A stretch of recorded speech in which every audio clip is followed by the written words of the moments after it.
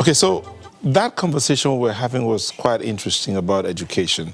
And Medupin Wale says, I hope I pronounced your name well, says, our situation is pathetic. We must get education right. We pay lip service to the education at the primary and secondary level, even the university too. The university is closed, and it appears the government is not bent on keying the education sector. Is bent on killing the education sector. I don't. Anyway, Wale, that's what you said. But let's look at this matter of serving with integrity. What does it mean to serve with integrity? So the Alternate Business School holding a maiden edition of the 7,000 conference. What is that? With the theme, serving with integrity. What does it mean exactly? So to help us answer all of these questions, we have someone in the studio. Incidentally, her backstory ties into something that happened many years ago. She's a survivor of a plane crash. Ooh. Dr. Esther Longe, who's about the convener of this conference. Thank you for joining us. Thank you so much for having me. And I'm glad you survived. Thank you. I'm glad I survived too. So tell us about this conference, about 7 weeks. Tell us about the conference. Okay, so the 7,000 conference came to me on the 1st of April this year. And I do say that a lot of things that I do are informed, from my surviving, but informed from my belief in God. So I was in my room, as you are, and then it came to me based on the conversation that Elijah had in 1 Kings 19 with God, where he felt like he was alone. And we heard it in the previous conversation, where people feel like they're alone, advocating for the things that they're advocating for. And it's very easy to feel like you are alone, wanting to fight corruption, wanting to fight for the rights of others, But in that conversation with Elijah, we found that there were 7,000 who had not bowed the knee to corruption and vainglory.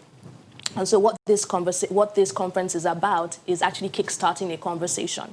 So it's highlighting people in government, in church, in business. So the first edition tomorrow is government, but there are a series of editions that will be holding over the next couple of months. And so it's highlighting people in government who are serving with integrity. And I feel like when we show these people and they give us, like an insight into their everyday life, then we realize that it's not as hard as we think. There are people who are watching right now who are serving with integrity, living their lives with integrity. But it's very easy to feel like you're alone or you're in a silo. But there's something that happens when, these people who are doing great things are highlighted, then you understand that you're not alone. And then all of a sudden, a critical mass begins to form. You now realize that you're no longer in the minority, but there are 7,000 figuratively who have not bowed the knee just as you have. It's sort of difficult. A lot of people will never tell you that there's anyone in government who could be serving with integrity. Right. What is it that's driving these people? And this is the first edition, right? It is the first edition. It's the very first one. And I think that, someone like Dr. Jumoke Oduwole, a lot of her spontaneous broadcasts have gone viral, where you can see her almost like weeping for the state of the nation and asking for more people to get involved. Those are the kind of people that we are looking to bring on board. We have Abosede George Ogan, who is just leaving as a director of the Lagos State Employment Trust Fund, and she's the co-founder of Elect Her, advocating for more women to come into government. But we also have men. We have Mr. Tonya Cole, who was a former gubernatorial aspirant. So we have different people, and Emmanuel Daniel, who has been here a couple of times, who is the chairman of a new Nigeria. So these are people who, have a track record of living with integrity.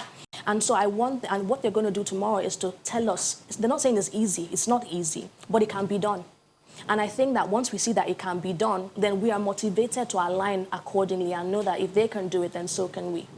But why would you want to convene this 7,000 conference? Okay, that's a very, very, very interesting question. And honestly, I probably wouldn't if not for the fact that I had that conversation with God. And when I talk about God a lot, and I cannot avoid talking about this conference without talking about God. And I think that one of the things for me, even as I reflect on this journey, is looking back. So the plane crash, I survived it 14 years ago, right? And I've gone through the different processes. I left Nigeria because I was like, this country is trying to kill me. So I was in the UK for 7 years, but I came back. And, you come back and you're trying to figure out a way for yourself and your family, but we cannot always be in survival mode. At some point, we have to wake up and realize that we are our deliverers. The government isn't going to save us. The church isn't going to save us. The business isn't going to save us. We are the church. We are the government. We are the business. And so it's time. So there was a switch in my mind that, okay, what kind of country am I going to live for my children? Are we all going to escape to Canada? Then who's going to be left in Nigeria? And so when I began to think, and I began to think of these individuals, some of who I know personally, I'm like, I know them to their house, which is one of the things that is actually rare. I know them to their house, and I know that the things that they're saying is how they actually live. And so if I can just showcase these people, then and if people can even see me as an ordinary person convening this conference, I don't have any track record in politics. But if one person can bring all these people together, one ordinary person can bring all these people together, then what can you also do as an ordinary person? But you see, the other side of it is also about the fact that there's so much of talk shop in Nigeria. Yeah. What about the practicality of it? Amazing. I'm so glad that you asked. So tomorrow is the beginning. Yeah, we have the picture on the screen. And that's there. why I called it the beginning of the conversation. But beyond the conversation, I actually want something to be ignited in the hearts of people. And that is, look at Esther. This is her, an ordinary person. She's convening this conference. Look at these people. They're talking. They're ordinary just like me. They're doing this thing. They're living with integrity. What can I do? So there's an opportunity to even join the 7,000 community, where you now realize that, oh, there's somebody like me in Oyo State government. There's somebody like me in Abuja State government. How about we come together? There's somebody that has the same, desires and aspirations for Nigeria as I do. How can we come together? And then we begin to actually, not beyond mentorship, beyond talking about it, we begin to do something about it. Not from the government, but from the individual level. From the individual level, what if we all stood up and said, oh, I'm going to be the change that I want to see? What if we stop waiting for 4 years to come every election cycle and say, okay, what can I do now? What can I change now? How can I start critical conversations that will get my generation thinking? Instead of waiting for government to do something, what can I do in my own space? Okay, so who can attend this conference? Everybody can attend. Listen, it is a virtual conference. You don't even have to get on a bus. You don't have to enter your car. Just tune into YouTube tomorrow at 4 p.m., the Alternative Business School channel. In the comfort of your living room, sit in your living room, watch and be ignited. Alternative Business. The Alternative Business School. The Alternative Business School on YouTube. Streaming live. Strictly on YouTube. Strictly on YouTube. Well, YouTube and maybe Facebook. Okay, so and anybody can attend, you said? Anybody can. Now that if you see that screen there, you have quite a large lineup of speakers, and then you have performing artists and all that. Why did you have to gather all these people for a first edition? Because they're talking to different parts of government. And so you have Dr. Jumoke Oduwole, who is the SA Special Advisor to the presidency on the ease of doing business. But we also have a public service panel. And so you have Mr. Damlola Emmanuel, who is the General Manager of Lagos State Waterways. We have Abosede George Ogan, like I said before, who she just left in September in the Lagos State Employment Trust Fund. And then we have Ms. Tara Adefokwe, who is the Director General of Due Diligence in Oyo State. And so they're going to talk to the public sector. So you say, oh, I don't want to run for office. Okay, but you are in the civil service. These are people who are doing the same thing as you. Be inspired. Then we have Tonya Cole and Mr. Emmanuel Dania, who will be speaking about their journey, in politics. So that should be interesting. Then we also have Honorable Sheyi Adisa, who is a serving member in the Oyo State House of Representatives, representing the Afijio constituency. And he'll be talking to us about running, winning, and serving with integrity. So it's taking us through that whole journey. So you start, how has it been maintaining, now that you're in the office that you fought for, how has it been to maintain integrity? I'm sure it's not very easy. And so that's it. We're not looking for anybody to tell us that it is all hunky-dory or it's easily achievable, but we want to know that somebody is there doing it.